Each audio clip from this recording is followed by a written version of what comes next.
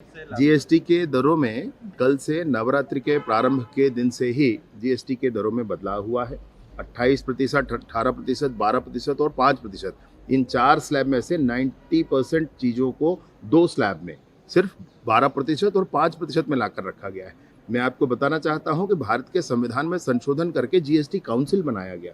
GST council भी बहुमत के आधार नहीं, लगभग सहमति के आधार पर चलने वाला काउंसिल है। और जब 75% वहाँ एक 3/4 जब वहाँ पर सहमति हो जाती है तब कोई निर्णय पारित होता है।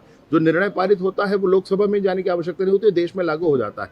और ऐसे बहुत मजबूत काउंसिल बना करके पूरे ही देश में 17 तरीके के कर और 13 तरीके के कर और 17 तरीके के उपकर जो लगा करते थे, उन सबको समाप्त करके देश में व्यापार का वातावरण बनाने के लिए, समूचे देश में एक तरह से व्यापारियों को अब बहुत राहत दिलाने के लिए। आप जब व्यापारी पहले हुआ करते थे तो आप ध्यान दें कि आपको कितने तरह के फाइल मेंटेन करने पड़ते थे। हर टैक्स के अलग फाइल आपको मेंटेन करना पड़ता था, हर चीज़ के लिए अलग मेंटेन करना, हर प्रदेश के लिए आपको अलग मेंटेन करना पड़ता था।